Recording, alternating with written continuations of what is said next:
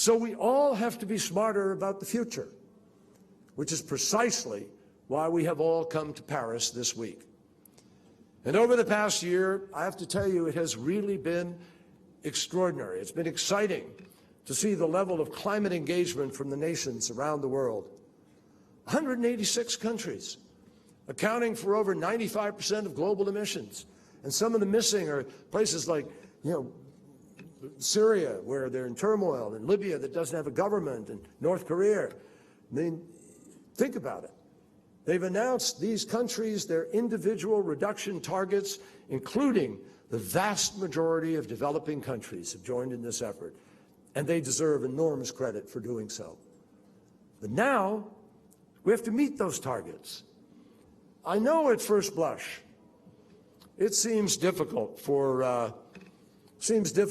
to rationalize investing in clean energy when your economy is already strained, when you got millions, tens of millions, hundreds of millions of poor people. And sources like coal and oil appear cheaper, and they appear closer at hand, at least in the near term. But here's the fact. The fact is that in the long term, carbon-intensive energy is one of the costliest investments any government could possibly make. And that is why in the United States, we have stopped any public funding of certain kinds of carbon-based, coal-based, other-based power plant. Because the invoice for carbon-based energy includes far more than the cost of building and operating a power plant. And that doesn't show up in the balance sheet.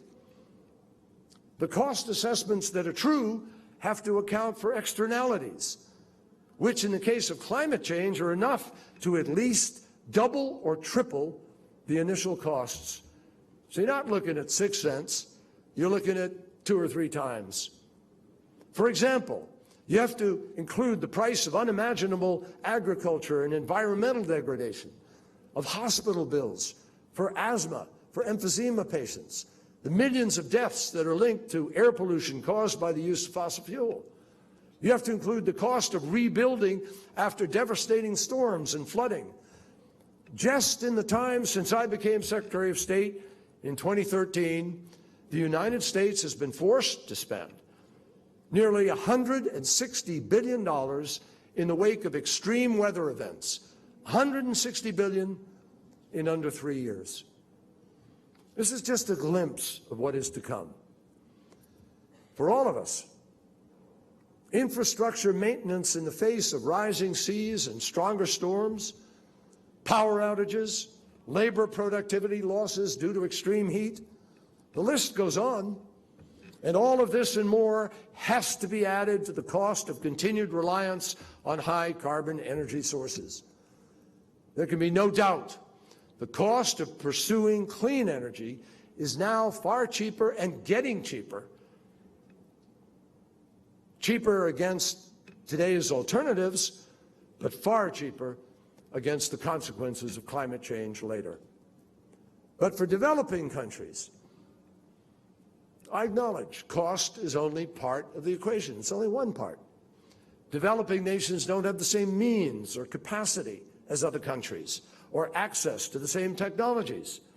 That's why the wealthier among us need to do our part to help to mobilize funding, to build capacity, to help make low-cost technology available, and the United States will continue to do that at enhanced levels.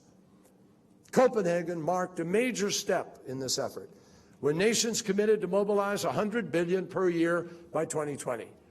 And we remain absolutely committed to that, and we are making good progress. But the fact is, that's just one piece of the pie.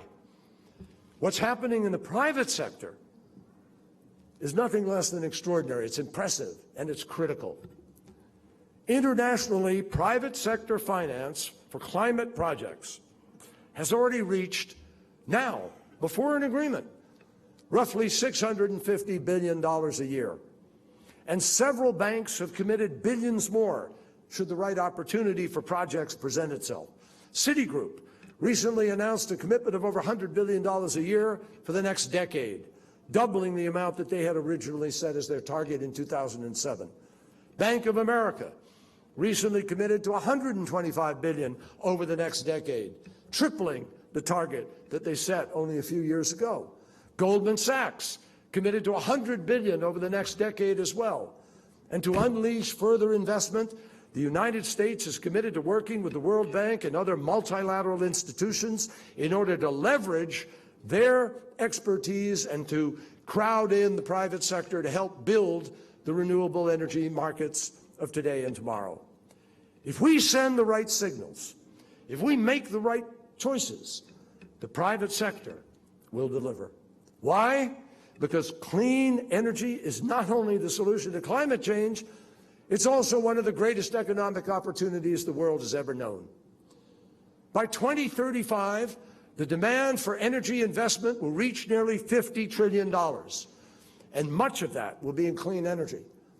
Think of the business opportunities, the jobs that stand to be created, the millions that will be lifted out of poverty in every corner of the globe because of this transformation. A market of some 4 to 5 billion people today growing to 9 billion over the course of the next 30, 40, 50 years. So when it comes to the economy, no country is facing a choice between bad and worse. Not at all. Now, in the midst of these negotiations, it can sometimes feel like things haven't changed in the 20 years, as I mentioned earlier about the soap opera. But the fact is that while we've been debating how to bring the world together to combat climate change, the clean energy sector has been growing at an incredible rate on its own. Consider that in the time since we convened in Copenhagen for COP15, the price of solar power has dropped by more than 80%. Installed capacity has increased by more than 500%. Conventional wisdom used to question whether, because of capacity and transmission constraints, renewable energy sources were even feasible in emerging markets. Well, today, in many emerging markets, clean energy is not only possible, it is actually the safest, most secure, and yes, the cheapest way to power a community. Now, a number of developing nations benefit from exceptional natural resources. We know that. Some are located relatively close to the equator and are rich in a resource that we don't have to dig out of the ground and that doesn't pollute at all. It's called sunshine. And other countries regularly experience strong winds, particularly along their coasts. Still others, such as Kenya and Chile, are located along tectonic plates where the further development of geothermal power is a promising option. One recent study found that clean energy is growing twice as fast in many developing nations than it is in richer nations. And there can be only one reason for that. Renewable power makes economic sense and environment sense and health sense.